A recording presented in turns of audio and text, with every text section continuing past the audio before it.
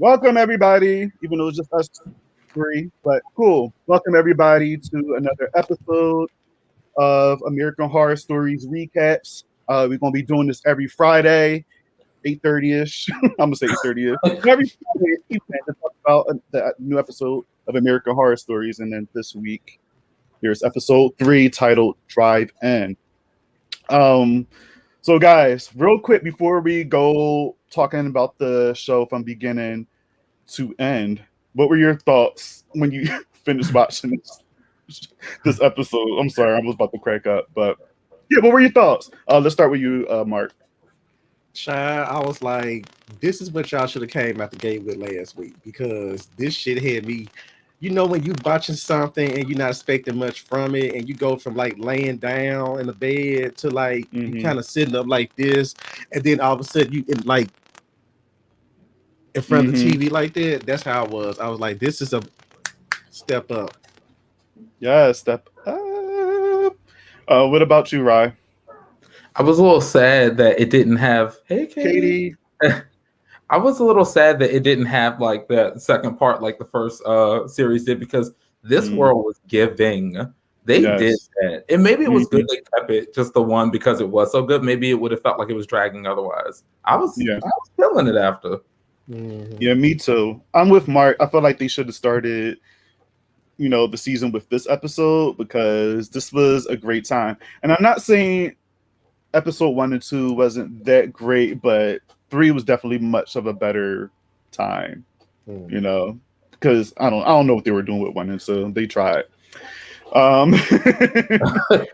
Well, I knew when I heard the title for this episode, Drive-In, I knew obviously something was going to happen crazy in the drive-in, and I was here for it because we don't get too many of those type of like movies and stuff that happens in the drive-in. Some fucked up shit happens, so I was super excited to know that this episode is all about that, and it lived up to my expectations. I had a good time. I wanted more, like you said, Ryan. I wanted a part 2 because it was a lot of.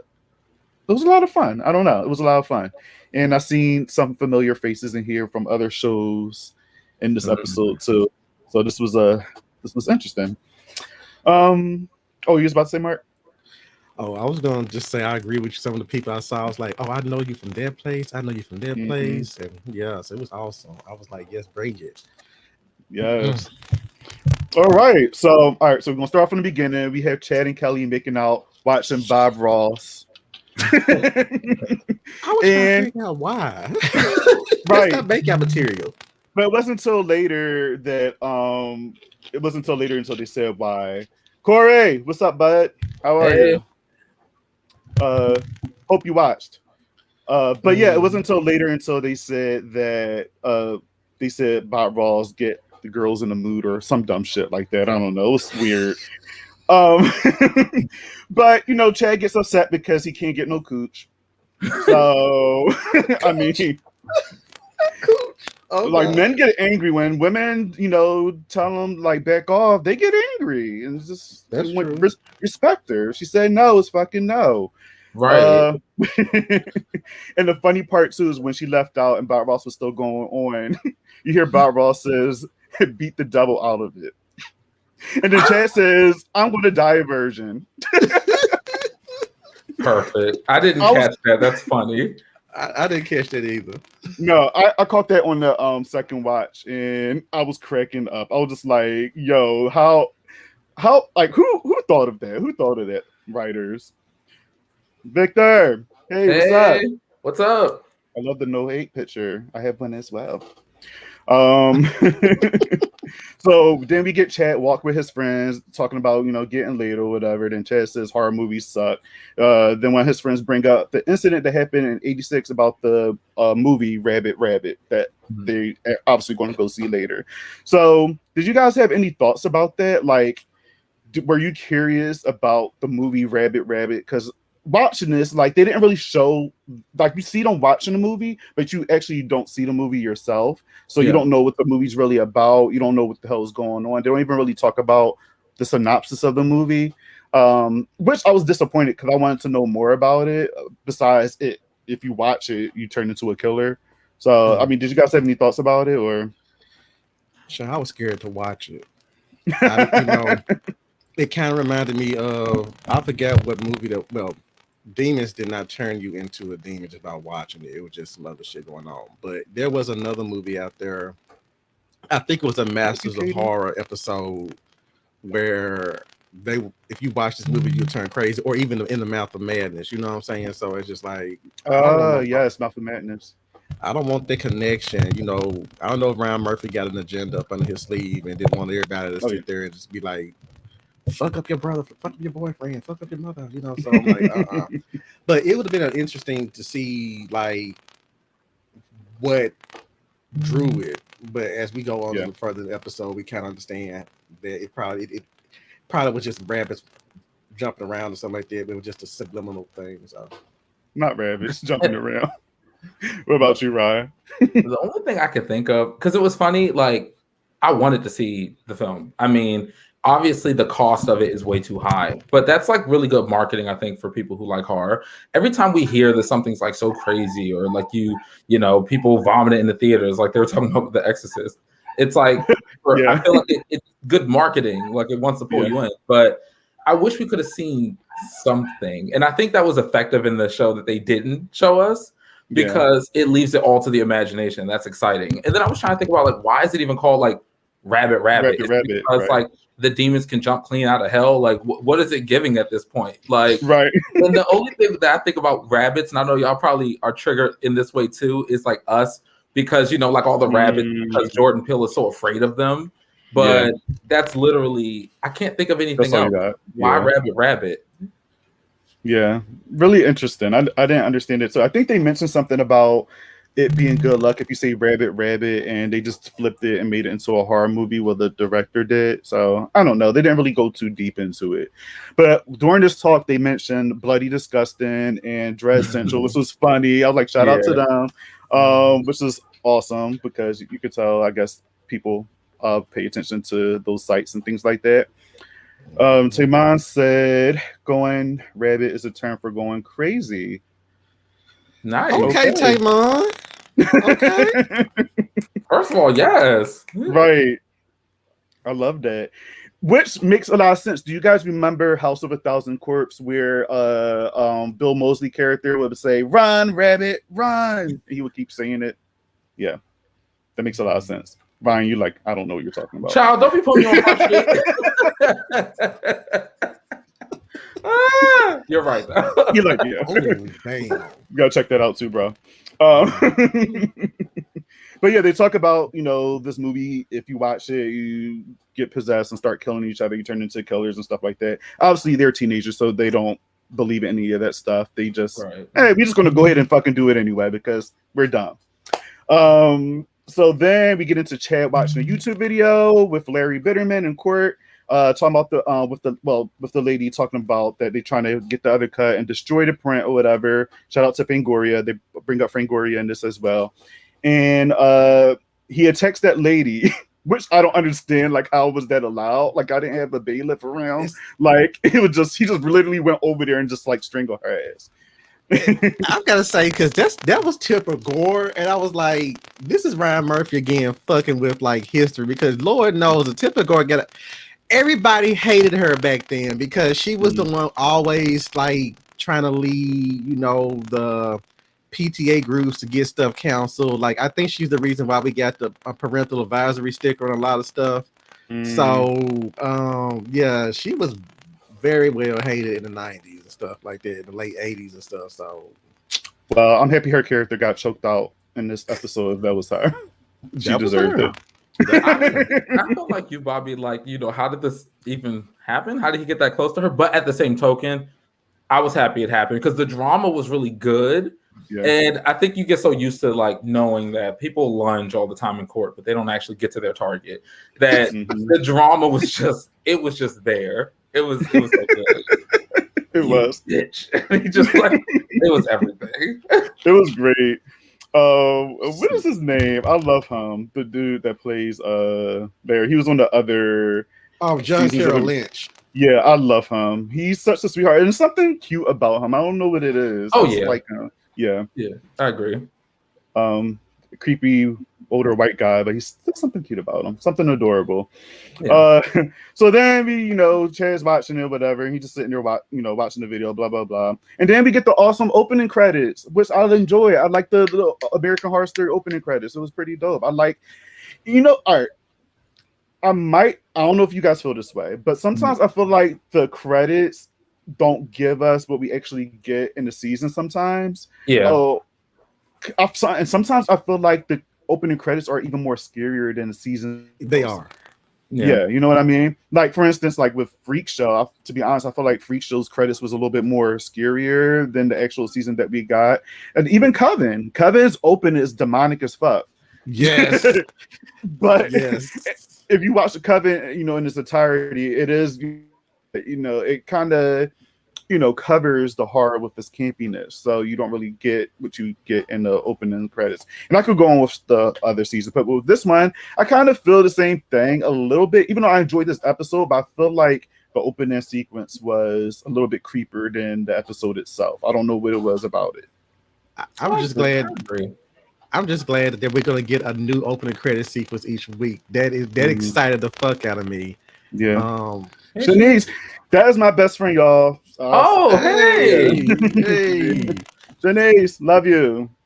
She covered 1984 with me 2 years ago. So I'm gonna try to have her on again for this year too, because she's dope. Check her out. I love her. But what you were saying, Mark, I'm sorry. No, I know. Excuse me. I was just saying that I was like excited because I was actually thinking they were going to do the whole, be lazy and just have like the entire season be with the leather motif and everything. And I'm like, okay, but it was like, I enjoyed it. But I was like, they're gonna probably be lazy and just do that, for the entire season though. But I saw them damn that drive-in theme. I was like, oh shit! I even got up and just kind of was twerking and stuff, So stop. I'm not gonna lie. I was in there not twerking to that. That's right.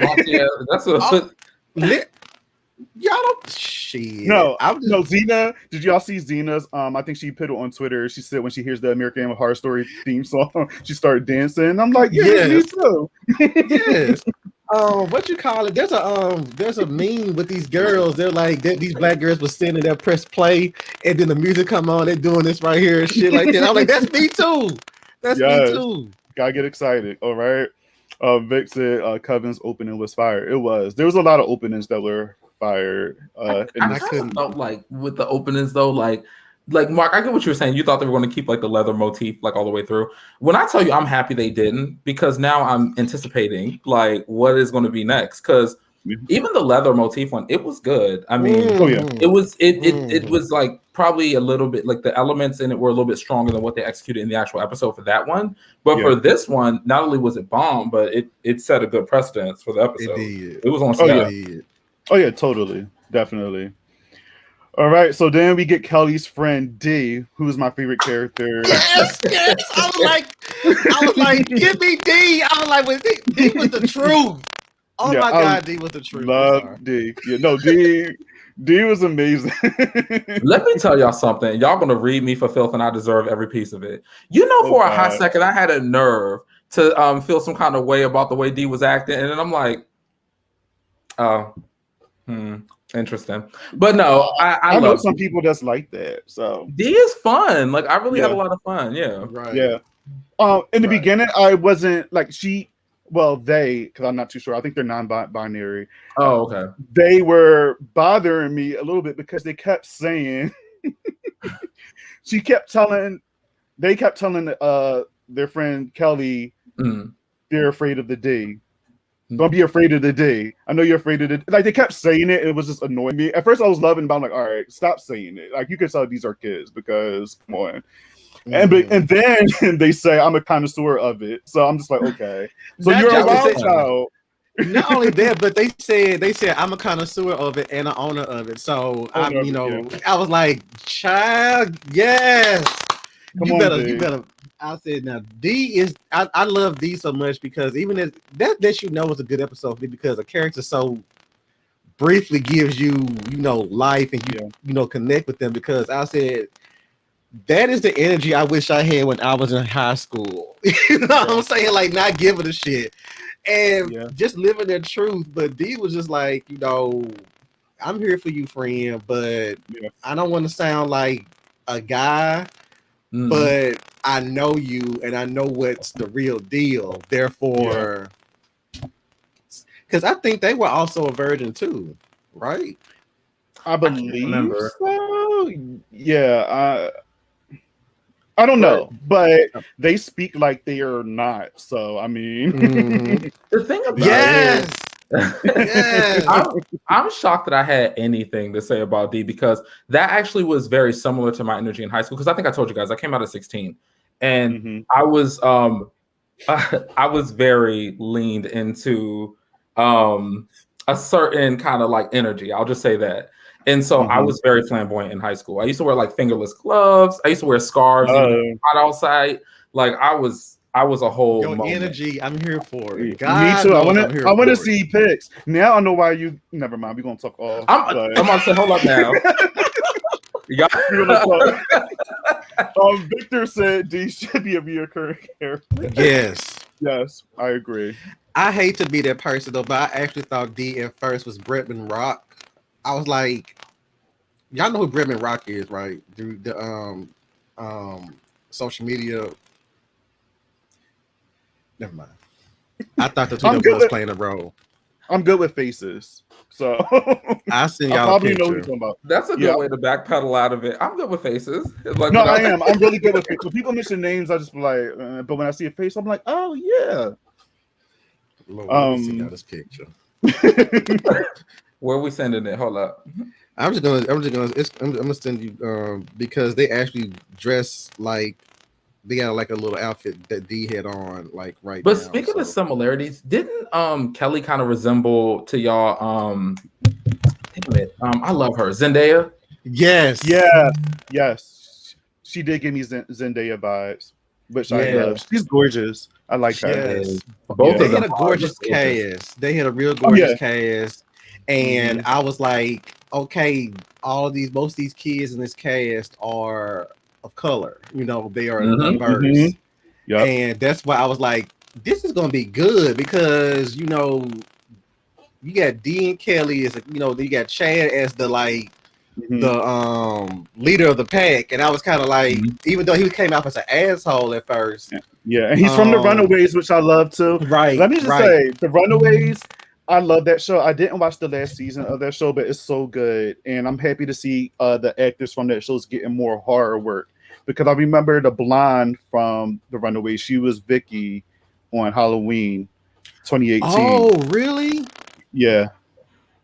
Yeah, she was Vicky. She was on Runaways. Light skinned though. Yeah, light skinned, but you know, maybe we're gonna make up for that. We're going to get an episode with Ricky from Pose on American Horror Story coming soon. So he starts then. I can't wait for that one. I got some words for that already though, but me too. We'll definitely get into that because when I seen the clip for that, I'm just like, child, I like him, but why? So Chad and Kelly's talking. I'm loving his shirt, by the way. I used to wear those type of shirts in high school. I used to have the stripes with the blue and orange with the collars and shit. I told y'all I used to wear those polo shirts and stuff. Yeah. So I was loving his shirt. It took me back. And he offered her a ticket to this premiere event to see Rabbit. She seems excited because, you know, she's going to spend some time with, you know, her boo. And then he think he's going to get laid. So, yeah, getting laid at the drive-in. Why not? Good time. And then we're introduced to Verna, who is played by Adrienne Barbeau, who is queen. I love her. Adrienne Barbeau. She was on The Fog. She was on Creep Show. Miss Potty Mouth on Creep Show. She was in the Crate segment. I love her so much.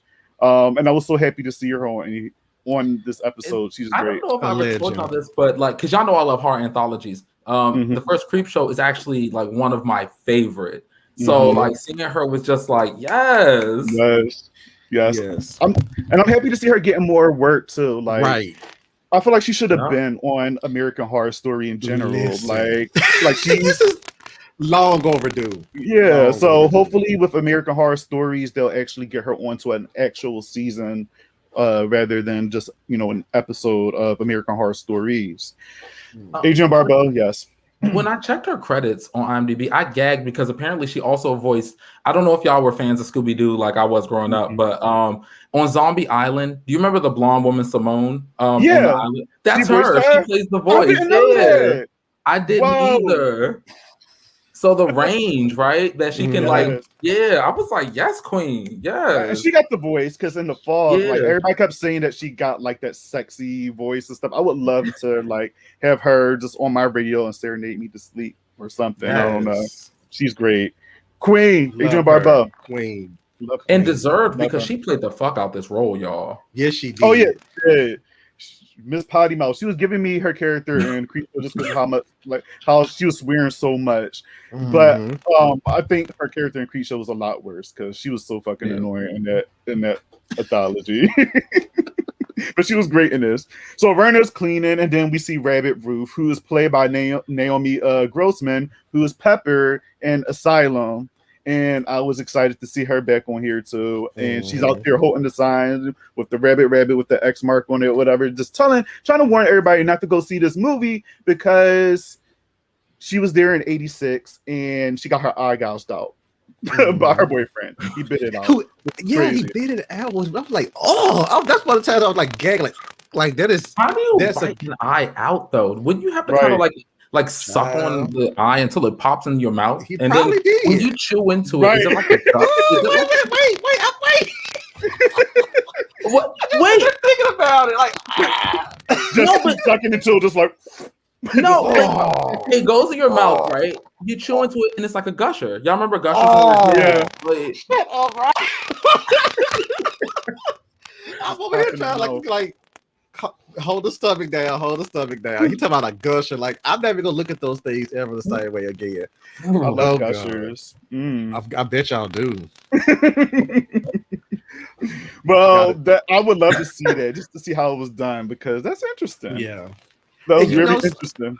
And you know something? I just thought of a parallel to Demons. You know, the guy in Demons, the beginning of the Demons, the guy who was giving out the tickets. First, he was giving out the tickets to bring people to the movie. He had a half mask on. Then, but with Rabbit Ruth, she had on a eye patch, but she was trying to get people to come from the movie. I just thought that was like a nice little parallel. Now, I don't know if that might be something I came up with, but I don't know. I just thought it was cute.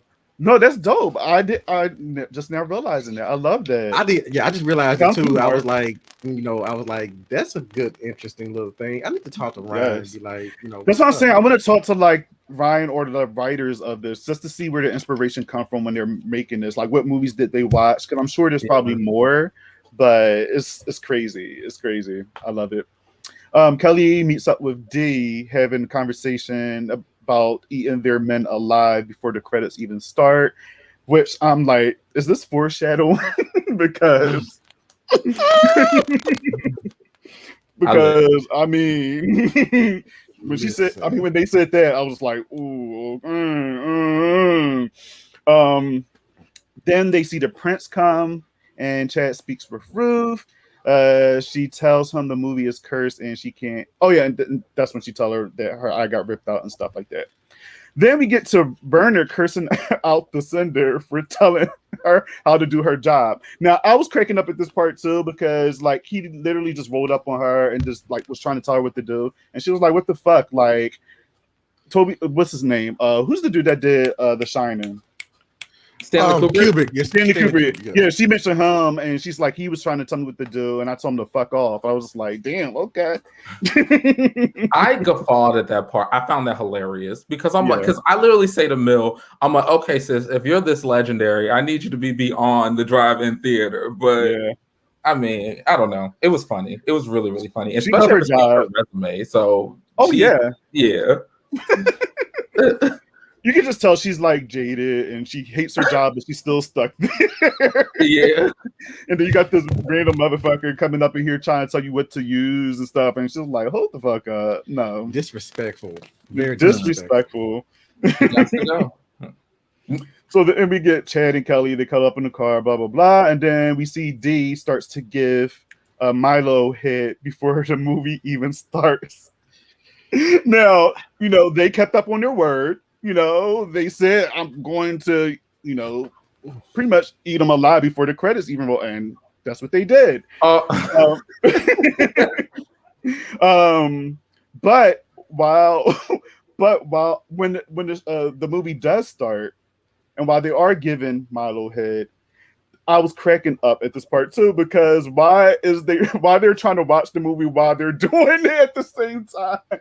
So you just see their head going up and down while like they're watching a movie, and I'm just like, yo, if you're really truly into it, you won't care what's happening on the screen.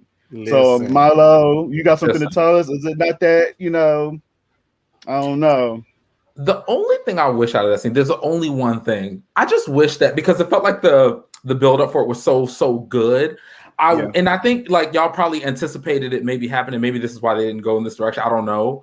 But when you see the bobbing like going up and down, I wish at some point we would have seen like a progression of D actually becoming more demonic, and then like coming back up with the meat or the viscera in the mouth. Like oh my god, I wanted that so bad. Like I don't. Yes, that would have been so dope. See, that's what I'm saying. Like maybe they need people like you in the writers' room, because like, come on, that would have been so decent. Because we're about to get to it, but when they do get possessed and stuff, you see like their transition of how their eyes change. Like it goes from red, and then their pupils dilate, and then they just go black. That would have been so decent if, like when you said, while their head is bobbing, that you see each transition every time they come up. That would be great. Why didn't they do that? I wonder if they did do that, and Hulu was like, look, we already look too much. Not only that, but like, child, look, we're trying to work with y'all. We're owned by Disney now. We're trying to work with y'all with this scene. Y'all need to tone it down. Because look, it's called American Horror Stories. So that's right. I agree with y'all. Because I swear I'm just a quick note. I was a big ass fan when that damn merger happened. But when they sat there and said, well, that also includes American Horror Story and all of I'm like, and aliens and stuff. I wasn't here for it first. I'm like, I hope they don't like fuck it up. Exactly. Yeah. But so far they're okay, so fine. Yeah. Tim said, did Selma Blair play her character in the reboot? Yes, she did. She was playing Adrienne Barbeau's character in the reboot, which is trash. Nobody go see that. The Fog reboot. Horrible. No, you know it's really what? bad. I had to sit there and think about it because I hate that fucking movie. I bought it. Mm-hmm. I haven't seen the reboot, so we're not going to discuss it. All I gotta tell you is, literally after that damn credits hit, I took the disc out the goddamn DVD player, put it in my case, and went back and said, I want my goddamn money back. I've never done that with the DVD. Yeah. I sat there and sold the fuck out the shit. You know them folks will get my money back. If the case is open. Yeah, they're like, it's open. Hell no. And then I sat there and said, okay, then. So I went to the secondhand shop and sold it and bought me some books with it. I said, you have a new release in your store. Thank you. Yeah, we're not watching the Fall reboot. Nobody talks about it anymore. That's a watch party that ain't happening, huh? You know what? If it's a watch party, I'll watch the watch party just to see what everybody else thoughts is, because maybe Ryan would like it. You know what I mean? I can't. Like, I know the collective, the bigger collective of people don't like that movie, but I'm sure there's some people out there that really do enjoy that movie. And Ryan, you might be one of those people. I don't know. I will watch it with you just to see, but I wouldn't recommend. Talk about a movie that would get people rabid. You play The Fog. You know what? That would be the damn catalyst. You go to a damn screening of The Fog and you think you finna sit there and watch John Carpenter's The Fog, and they turn around and play this shit. That's when the shit hit the fan. That's when the shit hit the fan. You know, people go buck ass crazy. They see this shit on the screen. You made me pay for this shit. Y'all sat there like riot. Riot. It's a damn mess. I wanted to write after I seen that shit. But enough about that. So sorry. Chad and Kelly is making out, and Verna's watching the movie from the booth. I like this little scene here because the music was getting a little intense, so I was anticipating something to happen. Everybody's into the movie, and then their eyes start to go red and then black, which I also enjoy because I like the transition of their eyes going. Yeah. So then Chad and Kelly, they're interrupted when they see the car next to them just shaking stuff. So somebody's being being attacked in the car next to them.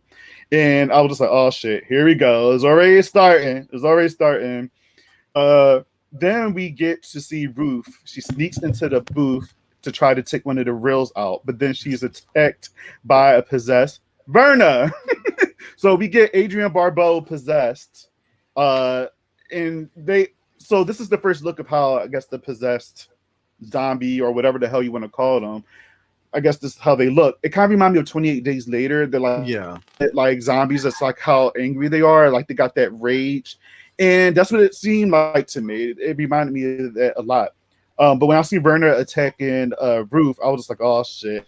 She takes the scissors and then in her other eye.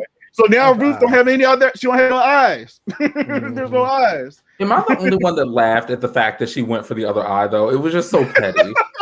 It was so very petty. Like, bitch, we told your ass to stay away from us, but here you are again. Let me just finish the job off. Just take the other one. It's the demon from before. So like he's like, oh, I remember her. He goes for the other eye. Like, it's ridiculous, man. It's so sad. It is, but I mean, I get it. She was trying to help them out. She was trying to like thing. But first of all, why are you there by yourself? I would have been there with some people. And then second, like, I don't know, you couldn't get her ass off of you or something. Like, I don't know. Like, I know she's probably wrong, but I don't know. I feel like there was other things around her that she could have knocked her out, or I don't know. Anyway, Verna got her out of here, got her other eye out of here, so now she's blind and dead. Dead boots. Not dead boots. I need you not.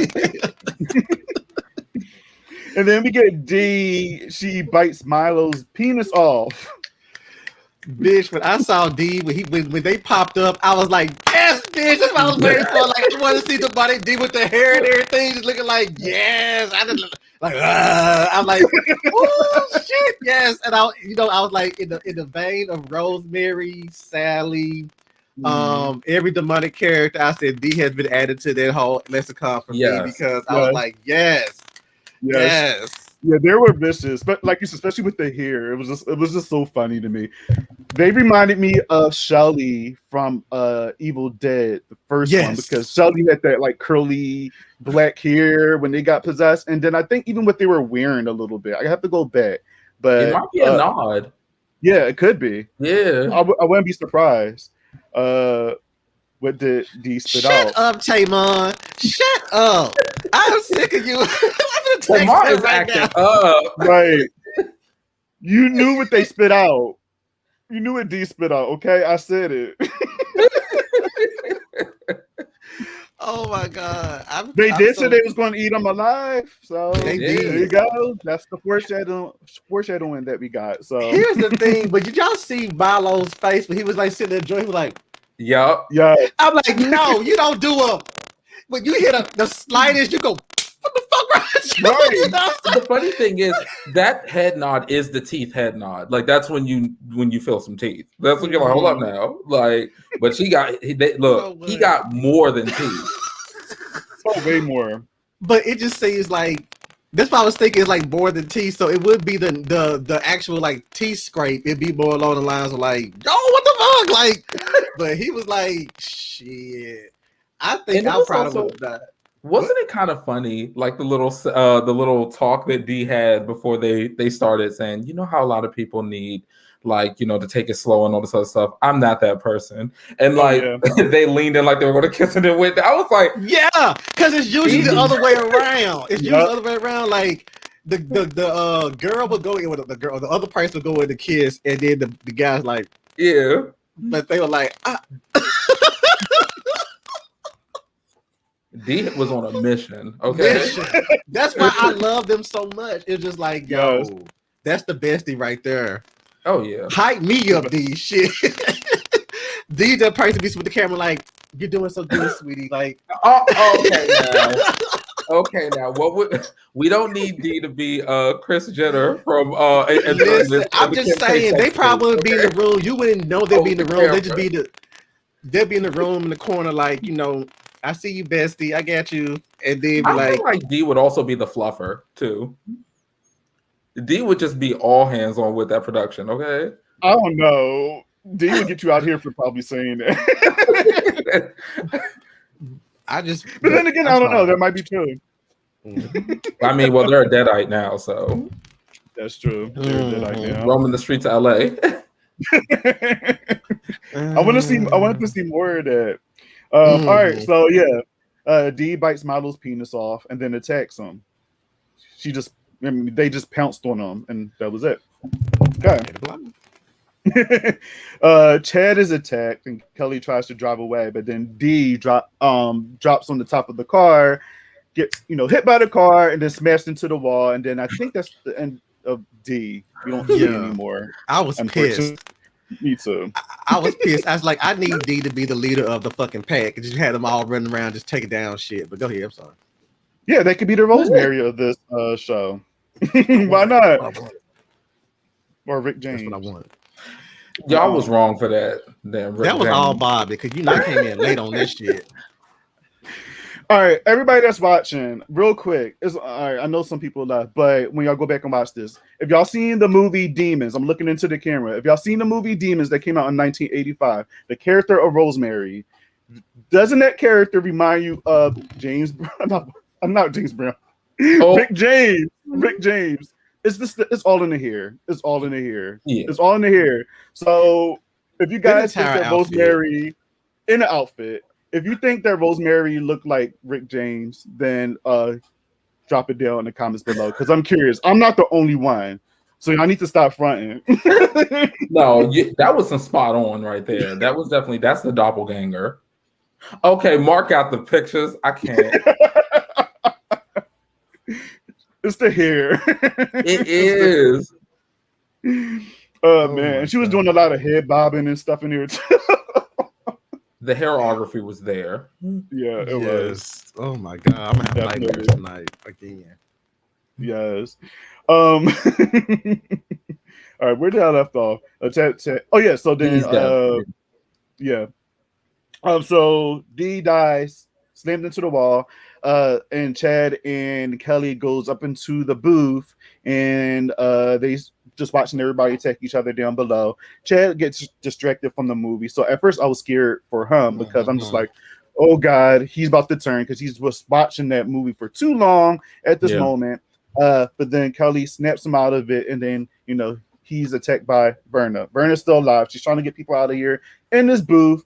And Verna is killed by Chad. He takes one of the reels and starts smashing her head with it, which was pretty cool. That was great effects. I love that. Mm-hmm.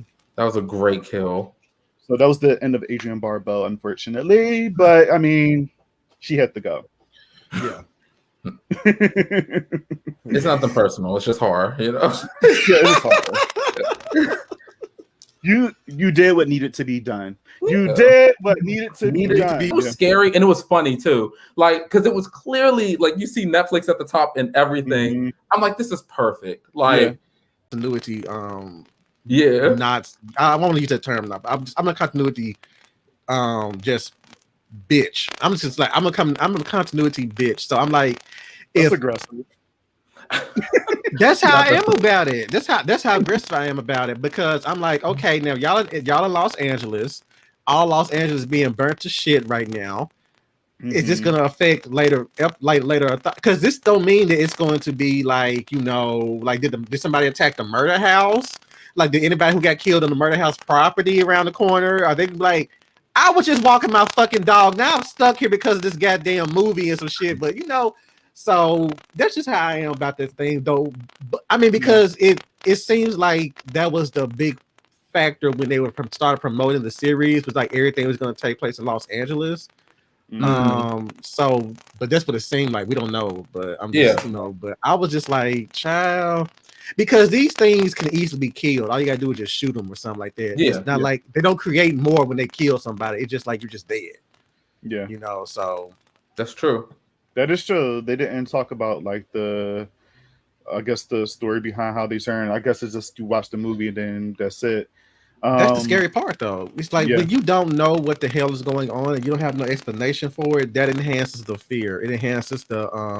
I agree. because you don't know how to stop it, and so it's just like you just got to roll with the punches or the slashes. But you made a point about something about the continuity, because like if it does take place in LA and things like that, are they going to mention like these events in other episodes or even American Horror Story seasons? Like, are we going to hear about, oh well, something happened at this drive-in like a few months ago, or like I wonder like if all this is going to just take place in the same universe, because apparently so. I mean, they did obviously the first 2 episodes, so I wonder how they're going to do that, because if it does, because my fear is if they do too much and then it just mess up everything. So it's just like, all right, like you got the towns blowing up and things like that, but how like does this actually connect to the other seasons? Like, I don't know. I'm with you, Mark. I'm big on continuity when it comes to stuff like that, and hopefully they keep up with it, because they keep adding to the universe. So if you want to keep adding to the universe, you have to keep up with it. Yeah, they don't want me to continue. The mistake they made with Apocalypse, like, to be no shade, like they did a lot with like messing with the timelines and messing with everything, and I didn't think about that because I was in an isolation brain, like watching this in a vacuum.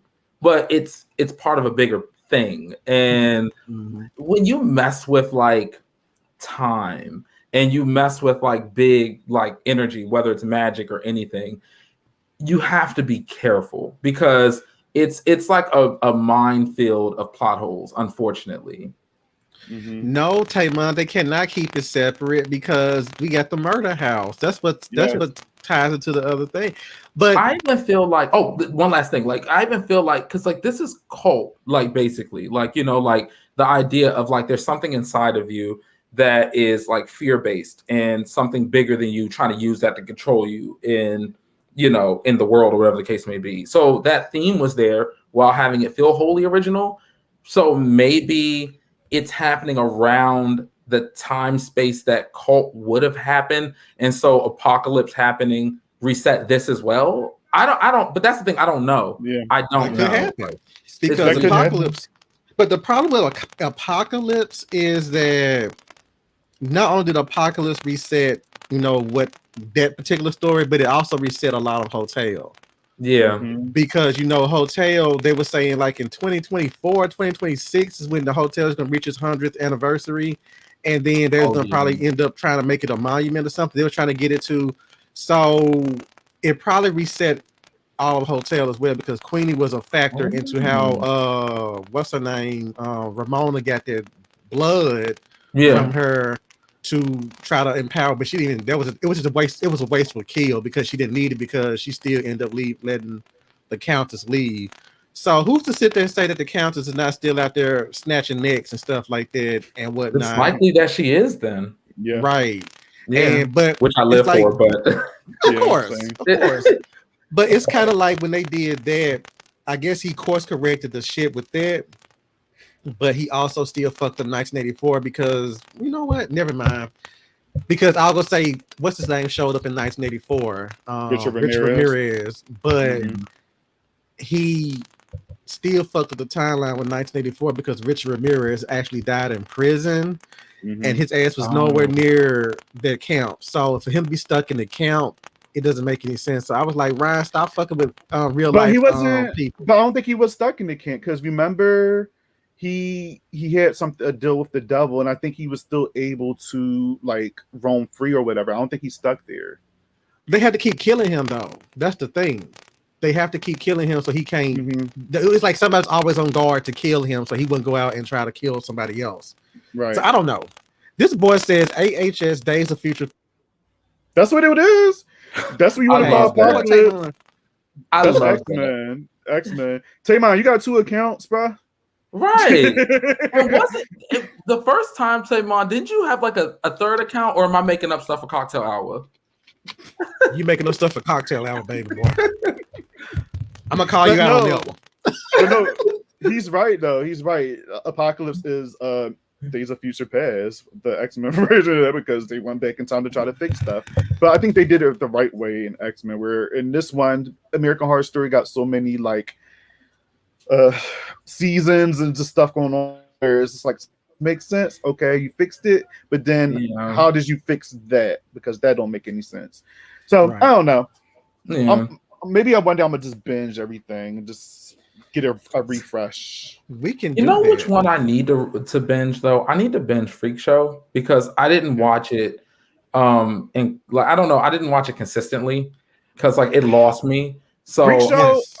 One thing I'm gonna say about Freak Show. All right, Freak Show is not horrible. Freak Show have things I like. It's creative. The cinematography is beautiful. It is a beautiful season to look at everything.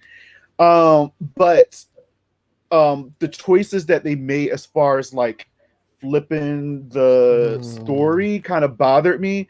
You said Freak Show was weak but artistic. That's true. Freak Show was weak, and Freak Show started off strong. My big problem was they killed Twisty off too early. I feel like if they would have, I agree. If they would have kept Twisty throughout the season, I think it would have been dope. They kill him off like the 3rd or 4th episode, and then made Dandy like the killer and the American Psycho. And I hated him. Sexy as hell. I love him. Finn Wittrock. Yeah, and I know that character was inspired by the American Psycho character, but it wasn't scary anymore. They should have just kept Twisty. Twisty would have made a perfect villain for the rest of the season. It would have been great, but they messed everything up, unfortunately. The seasons of American Horror Story that were misses for me, they have so many good pieces, but it just falls apart like at the end. And I think it's like it's some of what we're talking about with these continuity errors and fucking with time. It's like when you have too much stuff going on and it's more for you to manage, you make mistakes, and then the people who are like paying attention, who are calling you out, it's too late because it's already out for public consumption. Right. Like we know what's going on. Like we're paying attention. So because like I don't know. Even it's just that they have too much going on, like you said. Yeah. So the thing is, every season starts off strong. Yeah. In the middle, sometimes it does well up into the middle, and all of a sudden, like we said before, it takes a nosedive, and they just the season's ending, so we have to hurry up and like wrap this up. So kill off all the or do this or do that, like stuff that don't make sense, and then it makes it weak. Like I said, the only seasons I felt like they did a great job ending things on: Murder House, Asylum, and I even think Roanoke, because Roanoke was like, how else can you fucking it made sense? Yeah, it made sense. But I feel like Coven, Freak Show, even Hotel, 84, definitely 84, Child, Cult, Cole, I would say they ended well, but that whole season was just a dumpster fire, so it don't even count. So Mark is triggered. Very. Cole, all right, look, Cole again. Cole had great qualities, and it's I love what they did with the nods to our favorite horror films. But if I was, that would be like the only season I won't go back and watch, just because it's triggering for me. Well, yeah, but Cult's issue, and this is the thing with a lot of the earlier seasons of American Horror Story, because I'm agreeing with everything you're saying, actually. They had way too many episodes. And no, let's say it like this, because I'm going to say Asylum and Murder House. They had, I think, up to 10 episodes, 12? maybe. No, they had like 12. But okay, but you're right. But I think they got longer. Like the episodes got longer in terms of like they got shorter. No, I'm talking about the episode length. Oh, the length. Oh, the episode length. Oh, because you sit there, you be like, damn, tonight's an hour and 30 minutes. You know what I'm saying? So you be like, and then you realize like, well, hell, you told most of the story with these hour and 30-minute episodes, but you got all these episodes, that you still have to fill in. So I'm thinking that when the later seasons came, you start realizing that the episode count started to go down to like 8 and 9 and stuff like that. And so you was like, there was a common consensus among fans that Ryan Murphy does not know how to end a season, or he doesn't work well with long form storytelling. So you notice he's doing a lot of these mini series and stuff like that in terms like these limited series and whatnot. But I agree with you on that. Go ahead. The problem is though, brevity is okay. You know what I mean? Like, and I think sometimes like in this culture where more is more for so many fucking people, like people get a bigger budget, they get like more episodes, and so they want to just run the full gamut. Less is sometimes more. Like like brevity is okay. It's all right to have a few really short episodes, and then it be very strong. Versus you have this budget and then you're just killing us, because at a certain point, and I'm not just going to target American Horror Story with this, I'm just speaking generally. I feel like our media really abuses fandoms because they know people are going to show up. They know, like, if I put this person on the roster and if we use this title, that core fan base will come and we'll get our money, good, bad, or otherwise. And it's abuse at a certain point. Like, Same amount. I think Double Feature is fixing this. I hope so. Like I said before, they had a whole fucking year to clear up, like they fixed their writing to do what they actually want to do, because they didn't give a shit last year because of COVID, which is, you know, okay, that's fair. So hopefully we don't get a rushed season. I know it's going to be like, you know, one by sea and the other half is going to be on land, which is great, fine, whatever. I'm excited for that. But I just hope that they don't rush things. I hope they do a proper storytelling, and I just hope they just don't give us like just, here you go, fan service type of shit, because it's like you can do that, but it doesn't always work well. And I think their failure was with Coven. Coven was a great season, but with Coven, they had so much star power in that season. And look, nobody didn't really watch American Horror Story probably as much as we did up until Coven. Coven started getting really popular because you had Angela Bassett, Kathy Bates, Jessica Lange, and you had all the star power, and then everybody kept talking word of mouth. Witches, this show is a key. Like, people's not even looking at it for the horror, they're looking at it for the campiness of the show. So that's what gave them the rating. So then it was like, all right, we're going to try to go back with the, you know, horror a little bit in Freak Show. It didn't work out so much. So I feel like with Hotel and then Downwards, it's just like they still try to keep that campiness in there. Even though some parts of Hotel is scary to me, but it wasn't like a horror. Like, Hotel wasn't that scary. I just got my life with that one. Me too. But it just, I don't know. I think Coven, it kind of just ruined some things a little bit because they were trying to cater to a certain demographic, and that's where it messed up everything for me. Listen, I'm gonna be apologetic for Coven all my life. I was here for viewing me to death took me out tomorrow. He's right though, and I have to tell people this all the time. This is why I stopped watching a lot of CW shows, because the storyline kept getting dragged out, and it was like you could tell when the most mythology heavy shows would be, you know, the most mythology heavy episodes would be, you'd be like, okay, next week is just a random ass filler. You can tell your fillers from your mythology shows. The only time that worked is when Buffy the Vampire Slayer and Angel was on, because it also helped they had good character growth. You know, some of the fillers was like memorable because it was good character growth, but it was just like, child, y'all ain't destroyed this villain yet. Like, they are right there.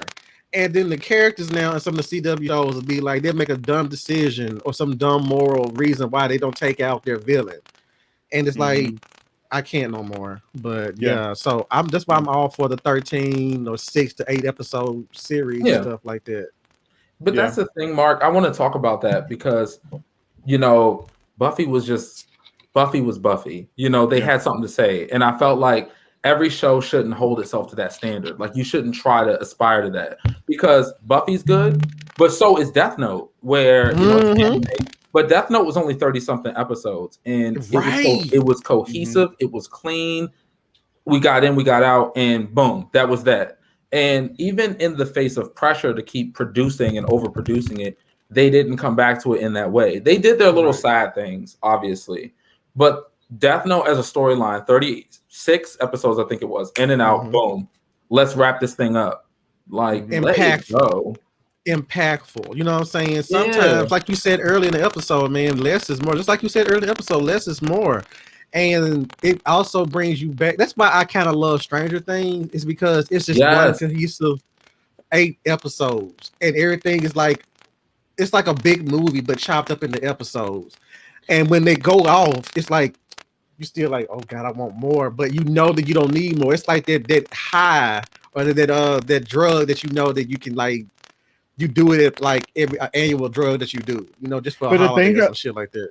The thing about those shows, though, is that, like, they're continuous. You know what I mean? Like, when we get another season of those shows, we want to see more of those same characters.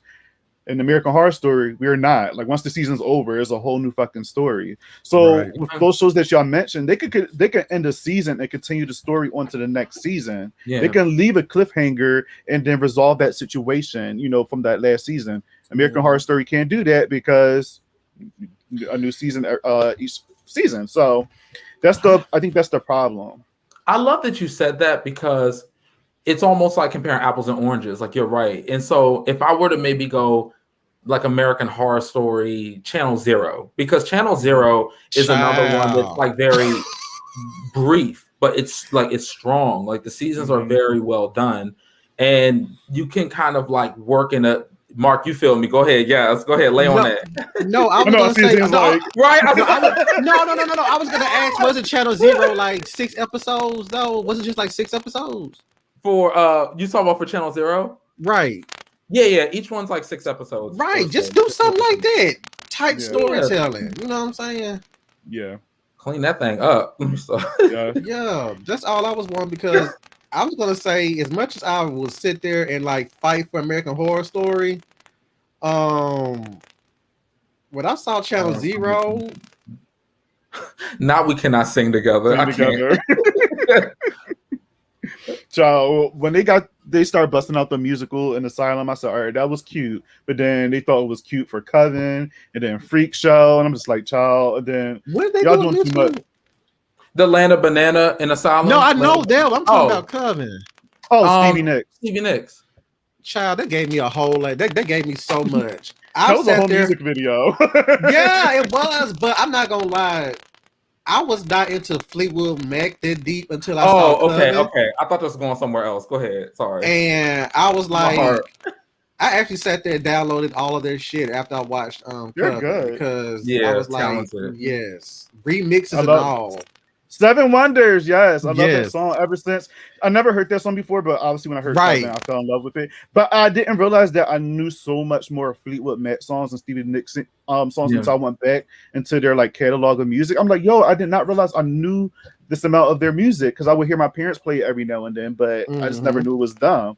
So I could think with a lot of the stuff I grew up hearing. I relate to that, Bobby. Like sometimes I hear stuff and I don't really know the artist or the song, and so someone will ask me, and I'm like, "Oh no, I don't really know about them." They'll play it. I was like, "Oh, I know this."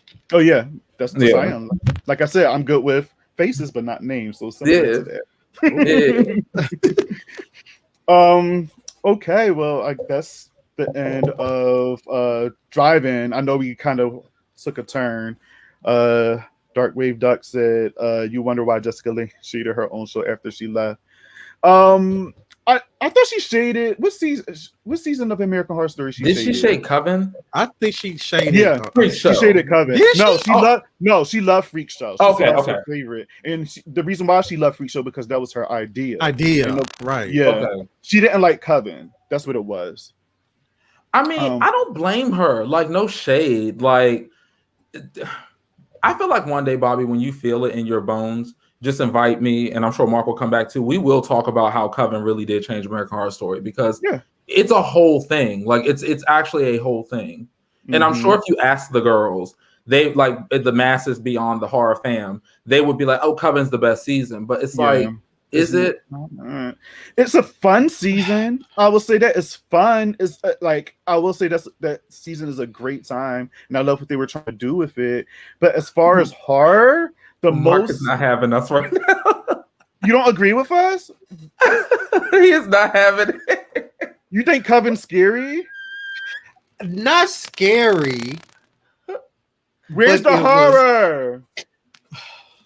I mean, there's a lot of, you know what? There's a lot of horror, but one thing I will say with Coven, it is not one episode that hit me and just like, not the basic. I'm not interrupting you, Bobby. I just saw Dark Wave Duck said the basic games would say Coven. You know what? I'm not a basic guy. Choices, baby. That's all I'm gonna say about that one. No, it's just that I didn't say it. No, I love Coven. I loved American Horror Story before Coven became a thing. But I love Coven because I fight for it. It's because it just gave me. I'm a big witch person, and I don't care if they're here. I love bitchy white women. I like bitchy dialogue. So it was a marriage. I'm just saying it was a marriage of both. I wasn't even trying to be scared at that point because witches never scare me. But it was just the fact that I'm getting this boss ass season with I'm judging you. I think I know what you're saying, Mark. I get it. Like I think that's what made Coven super popular because a lot of people were fans of the bitchiness and then the witches and all that other stuff, especially the gays. So no, I get it. I get it. That's why we all fans of it. But as far as a horror story, it didn't give me what I needed. Yes, Tamon, racism is scary. I absolutely agree. Racism is scary. Yeah. But that show wasn't really focused around racism too much. You know what I mean? It's not giving us like a Lovecraft Country or them. There was a lot of things scary in Coven. Don't get me wrong, but it was nothing in that season that didn't hit me. Like, exactly. Like it was scary things. Like the zombie episode, the Halloween episode was great. There were scary things in it, but it was nothing that really was just like got me shook on that season. Asylum it had a few episodes that got me shook. You know what I mean? Yeah. Asylum was scary as fuck, but it was just a mental. It was scary mentally and spiritually because there's a lot of moments in Asylum that's like the moment when Mary, what was the sister's name? What was her name? You're not talking about Sister Superior, Mary, right? Mary Eunice. When she sat there, her eyes, when she turned her head and she was walking towards the camera, her eyes went. She had some very scary moments, and then on top of that, it was the whole mentality of Lana being in here being tortured just because she's a lesbian. And then when she escapes, she's back here again. She ends up back there again. You're one source. First of all, you're not just being like tormented in this asylum. You escape with this the bloody face dude. Before you knew he was bloody face. He's raping you. He's doing all types of shit to you. You get in the car with a stranger that you think that's going to help you. He's end up being cuckoo bananas. You get up from the car crash or whatever. You end up back in the asylum. You wake up straight into the place where you was trying to escape. You didn't even belong there from the beginning. That's fucking scary. Like that's horrifying to me. You know what it is? What that is, Bobby, is a setup for the fall. Like I hate to say it, like maybe we're biased because like you have this basically queer lead at the beginning of a really great season with all these horror elements, and it's serving. And then you get Coven, so it makes you kind of like, I mean, I can't speak, for everyone, right? But for me, I felt let down by Coven because of that, because like it felt like it was just so different. But if it weren't different, then obviously then they'd be doing the wrong thing because it is an anthology series. So I can admit, Mark, that maybe for me there's like I might accidentally have like a blind eye. I think it was just like Asylum was giving me. They even alluded to the aliens without showing us, for example. There was so much going on in that season, and it didn't feel like he was juggling too much, which was the curse of like so many seasons after it, that it just gave me my body. But I would never throw Coven out. So let me be clear. Like I like I would never because Coven is great. Coven is great. Yeah. Oh no, I'm fucking with y'all mostly. I agree with everything y'all saying. It's just the fact that it's funny that people are saying that Coven is like, because see, Coven was I think all three of us said it early in the show. Coven was a response to all the so-called negative criticism that Asylum got. Because a lot of people thought Asylum, and I'm talking, take away the audience that Coven brought in, the mainstream audience, the gays, all this stuff, take them away. And those who were there for Murder House, who started with Murder House, that Murder House had a nice blend of camp, horror, comedy, what's the word I'm looking for? Social issues and stuff like that. And they moved to Asylum and he went darker because a lot of people thought the alien storyline was just being was extra. They felt it was a cop out. They felt it was unnecessary. Yeah, it was a lot of people who was sitting there shitting on it, and it was like. And they were like, that was a lot of people. That was a lot of people a reason for not liking Asylum because they didn't understand the alien part. And I'm just like, well, it's not for you. It's not really to understand fucking aliens. Like, but it was like they were looking for. They were looking for. This is one of the things I hate with a lot of people, and I was like, I don't take a certain critic seriously when they talk about certain things like that because they were saying like the alien storyline didn't make any sense. It didn't have it. They didn't have any. But I'm like, hold up. When Kit had his kids, they said one of them became a history professor, the other became a neuroscientist. Those two kids were part alien, so they were studying the human condition through history and through science.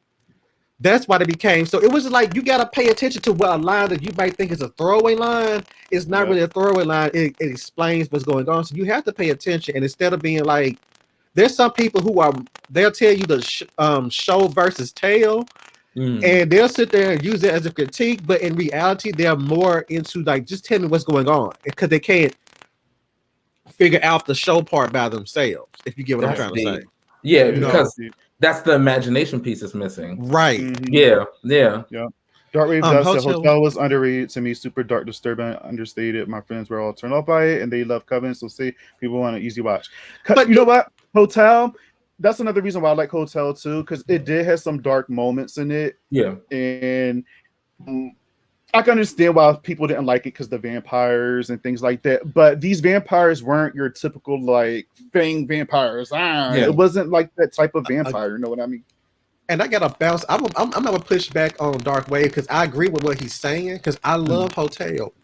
A lot of people be surprised not put Hotel over Freak Show. But the thing about they'd be surprised. They'd be surprised because they're like, but here's the thing. You know, you said basic gays like Coven. I got told that I was a basic gay for liking Hotel. Me too. I was about to say that. I want that basic gay. I got told that I was a basic gay for liking Hotel because it was like, it was just all flash and all fashion and no, it wasn't just all this. I'm like, y'all don't understand how deep in the 80s this show was not reference, but it was inspired a lot by 80s culture. The scenery, the music choices, the music, the styles they were doing. The Countess was clearly inspired by the vampires on The Hunger. If y'all have never seen 1983's The Hunger, then you don't get where the Countess and all that came from. Those were the type of vampires that The Hunger represented. They didn't have fangs. Nope. Yeah, and again, that's another underrated horror film, The Hunger. It's just getting a lot of respect now. You know, when you have more voices to be brought into the horror lexicon and talk about it, it's getting a lot more respect now. And I believe later on down the line, Hotel is going to get a whole lot more respect too, because it was scary and stuff like that. They had some moments where it was kind of like, damn, so y'all just going to have all these what did they have? The mumps, the measles, kids running around with these but they collected most of the damn kids and locked them up in the hotel, and Ramona ate them all up. You know what I'm saying? So there was some good stuff there, I feel like, but a lot of people forget also about American Horror Story that they pull from actual like real life stories in America. They just put their own twist on it. There's so much shit that they put in these episodes and people forget about it. Some of these are based off of real life people or real life events, real life situations. Hotel Cortez was based off of Hotel Cecil. Some of the ghosts in there was based off of some of those ghosts and people that passed away in the hotel in real life. James Patrick March was he was like a homage to H.H. Holmes, the first American serial killer, who was fucking cuckoo bananas because he built a hotel. He had hidden passageways. So I like that was fucking scary to me. You know what I mean? And Evan Peters played that part. Like that's one of his best characters in my opinion. I love him in it. Yeah. Gaga, and I love how they had her character, this vampire, this countess, and they intertwined everything. She ended up being involved with James Patrick March. She was the lover of that, and then she got involved in these different storylines. Like I feel like everything tied in really good up until the end, in my opinion. But I agree with you there. Yeah, I agree with you. Yeah, they had a lot of creepy and dark moments in there. It's not the scariest, but I will say it's very dark. Yeah, it is. Right. And the thing about it is, my only critique of Hotel, in my opinion, is that they didn't need the Seven Sins killer storyline so much. No. I feel like if they would have extricated that out, I mean, there were pieces of it I enjoyed, so whatever, right? Yeah. But overall, I felt like I would have liked a story that coalesced a little stronger around the vampire storyline, the hotel storyline, and if you want to splash something else in, make it a little bit more. And Tomal, I agree with that. Evan Peters was not for an Emmy. I actually agree, but I just feel like, it's just the curse that we keep on kind of coming back to, them just having too many things going on at the same time, essentially. Yeah. That's really what it boiled down to with that situation. And another thing, I kind of, I'm not gonna get into it. We I feel like there's some stuff. There's some stuff here. There's some stuff. We'll get into but it. yeah, People forget that the Countess was a child kidnapper. Yeah, she was a child kidnapper as well. Don't do her Snatching like kids that. left and right, but she was though. I'm saying like she was like. I was like, damn, she just snatching anybody's kids. And I think if people see, some people don't like coincidences and stuff like that. I'm like, yeah, fuck them kids. But yes, because I'm like, because I'm thinking like you have, because I think it was enough of a story for the parents of that kid to come in and get involved with the hotel by them. Just, like, let the serial killer thing lead to that. Yes, Mark, yes. And then let it just take over there because they have a reason to be at the hotel now. Their child is here, and have them interact with the Countess on the level to the point of be like, you know what, y'all want y'all's child back, but he's not going to be the same. And then the other little girl, like, have her move in and become friends with the guy who bought the hotel's kid, you know, and just let that was it. They didn't have to have that serial killer storyline and whatnot. And child abandonment, you forget, like they just, like, I felt so bad for that little girl. Like, they literally, like, the mom didn't really care about her. She was busy looking for her son, and then the dad, the detective, obviously had his own shit going on. And like, I really felt bad for that little girl. I'm like, yo, they abandoned her. And plus, she had a lot in common with that boy that what's his name, Cheyenne Jackson character, because he was abandoned too. His dad was all about getting his hotel up and running and having fashion shows and shit. And I'm like, dude, do you not realize you got a whole ass kid running around this damn dangerous ass hotel, child? And look, let's not even get started on my baby, Liz Taylor. That I love Liz Taylor. Yes. I also want to say to Dark Wave, I wasn't offended. I was just laughing because I that shit was funny as hell to me.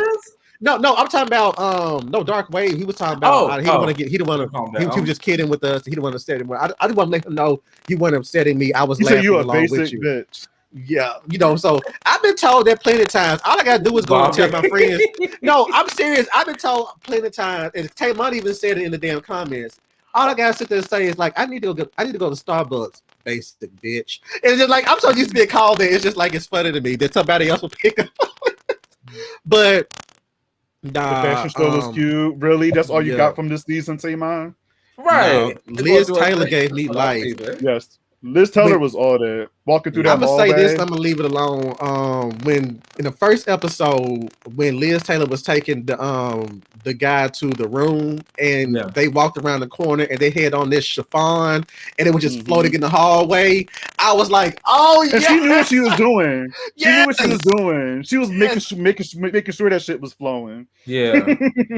And the funny thing is, I couldn't even tell at the time that it took me a minute to realize this is the same character that played Russell Edgington on freaking True Blood, because the transformation was just so severe. But I'm just a fan of like, I'm such a huge fan of like people who are very like, because when I was a kid, like for me it was like Grace Jones, people who are like fearlessly within whatever they want to represent, no matter what gender representation it may give the people kind of viewing it. Because I think there's a certain level of like courage that it takes to be someone who identifies as a particular gender, and then I don't know, like you just kind of like wear what you want to wear despite that, and you just do your damn thing and you be your authentic self. Yes. So it just, Liz Taylor was just a moment, and like I live.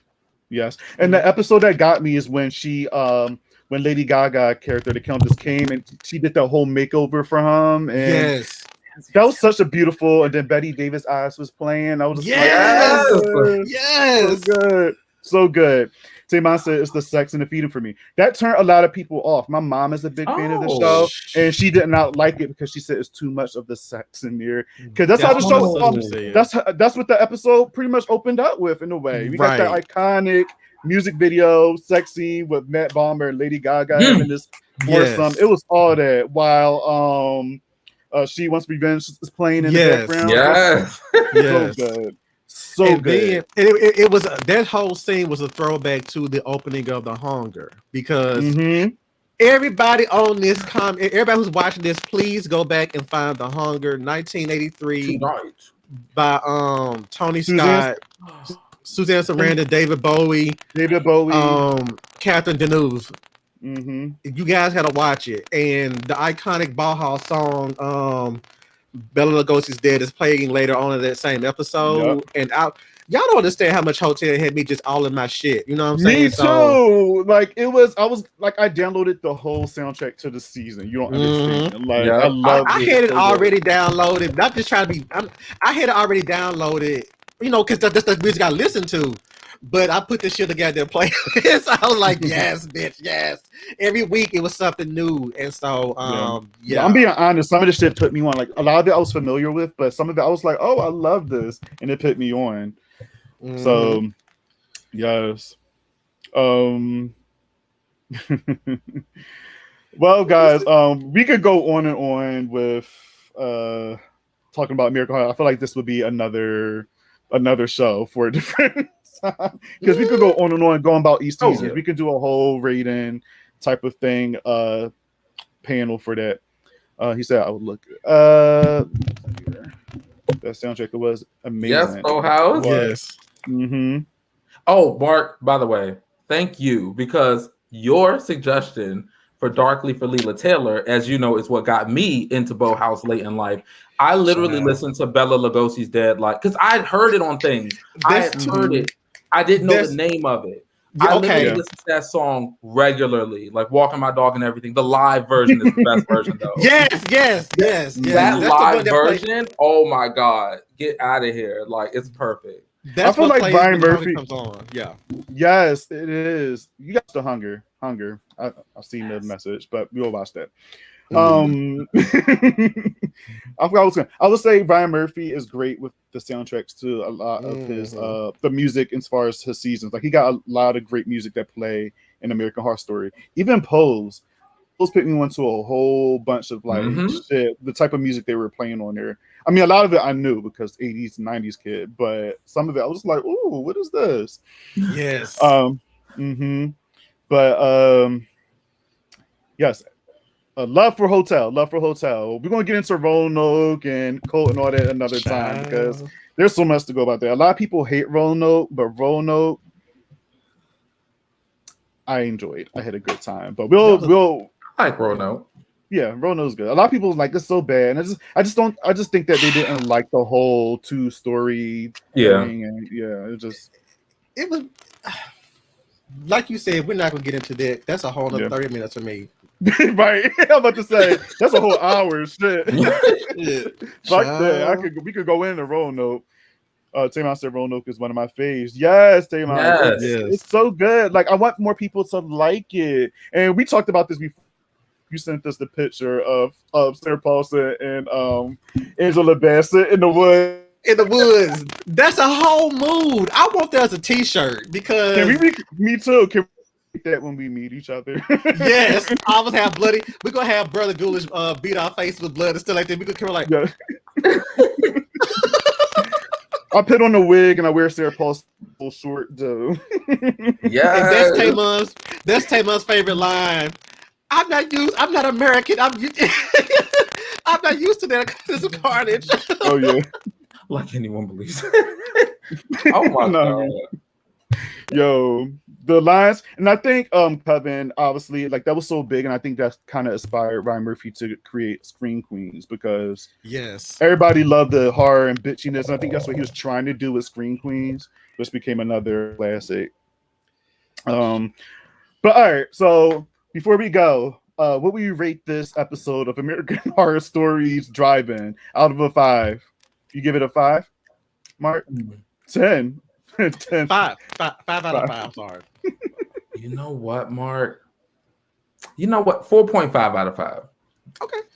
It's close, but it's this is the most fun I've had with American Horror Story in a long time, and I need them to come back. I need them to come back to this specific universe. If they don't, if they weren't playing, I mean. Okay. Yeah, I'll say the same thing. I'll give it a 4.5 only because I'm greedy and I want it more. Yes, I have a hunger. I'm sorry, I won't do that again. They don't let me outside a lot. Come on, Ghoulish. You're supposed to be outside. You be under that underpass. I do. Exactly. Underpasses, baby. That's my thing. Okay. Mm-hmm. I often say they don't want you outside. That's why your ass is kept inside because we can't take you no damn where. You ain't lying. You ain't lying. But look, y'all know that and they don't. So don't be putting y'all trying to do me dirty today, okay? I didn't say showed up in my anything. Mark did. I'm just saying. Whatever. I love you though. Yeah, I know. Whatever. I do. Same I said, actually, we were getting another season of Coven, but he did Scream Queens. Well, I'm happy he chose that route because I feel like he would have did too much with another Coven. And we got another Coven with Apocalypse. That was another Coven. Somebody said that Apocalypse was a Trojan horse showing up at the studios, and then it was showed up as Apocalypse, and then they sat there and the Coven bust out the guy. The Trojan horse like, yes, bitch, we back. That is what it is. Is it true that look, we're not doing this. I'm not doing Bobby. I know you're closing it out. We go. Yeah, we're about to. What I will say is, Katie, you fellas are hilarious. Thank you, Katie. Thank you for being here, love. You always show up every week. Yes, I love you. Thank you. Victor said 2.5. For this episode, let me get on Twitter. Let me tweet you right quick and ask you what's wrong with you. Wait, Vic. What do you give the last 2 episodes, bro? Because if this is a 2.5, the other one's got to be a 1 or a 0. Because 0.5. He about to say a 0. He about to say a 0. Watch. Bye tomorrow. Bye tomorrow. So, come on, give us that number. Come on. Well, in the meantime, if there's another Coven, I want them to focus more on warlocks because we were teased in the Apocalypse with the male witches. So if we do get another Coven, I want to see it based on the warlocks. Whole Chablets, just the whole Chablets. Let him lead the whole damn thing. Billy Porter ain't doing that right now. And he killed that role. Oh yeah, he did. Oh, I said 1. Oh Lord. So y'all really didn't like this episode? Y'all are trying it tonight. Oh my goodness. Tay Mom being petty. He went from 7 to 3 to 1. Tay Mom, are you saying 3 for this episode and then 1 for the last ones? Read my book. You know what? Victor, we still waiting on your rating. I just tweeted him. I just tweeted him and said, "What's T? Like, what's up?" No, he hear us. You didn't need to do that. He's listening. I know you listening. He's not gonna give us the number, okay? he like just coming in, making a scene and then making us wait like this. That's what he does. He'll sit there, come in and say some shit, and then he's that guy that comes in and just fucks up shit. Like he'll sit there, push it off the table, and then leave. So Simon said 1 equals episode 1, and so okay. You know what? I don't think we gave it that last week, but it wasn't a 5. I know that it wasn't even a 4. Yeah, what I gave, I know it wasn't. I think I gave it a 2.5 last week. I think so. I think we were around the same. Yeah, I think we were around there. So that's around there. 1.0. Okay, Victor gives it a 1.0. Okay, that's petty. That's hurtful. This boy says, I rated the measurement of what D spit out. All right. We're about to close out. So thanks everybody in this chat for watching. I love y'all. Thanks again. We're gonna do this again next Friday at 8:30. If y'all obviously done, this is the crew right here. If one of y'all want to come up with us as a guest next week, just let us know. I'm down to have somebody as a guest if y'all want to. If y'all want to stay in the chat, that's fine with me as well. But same time next week, 8:30, next Friday, talking about episode 4. We don't know the title of it yet, but no, they told us the title. Oh, what is it? Let me find it. Hold up. Wait, you know I'm old. Mark, you might be better doing this faster than me. Good night, Katie. Good night. Let me see.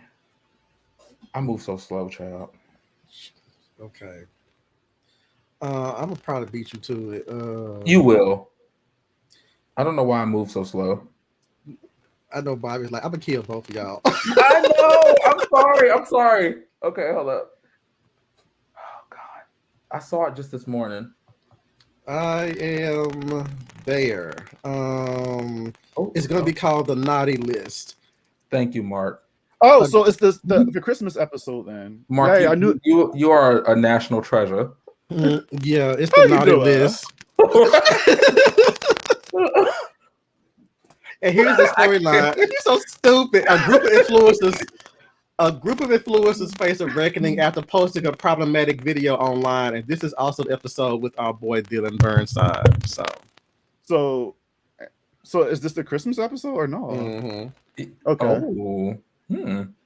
Well, I'm excited for this one. They need to give us like a sneak preview of like this episode. Why don't they do that? They just like, hey, we're gonna throw out a day before the episode premiere. Right. All right. Well, I have a feeling next week is going to be okay. It's going to be a good time. Brian, don't make that face. Cause man, I'm worried. I'm worried. Me too. I am, but it's going to be a good time. So, guys, everybody in the chat, like I said, if y'all down to be a guest, one of you guys, let us know. We'll bring you on.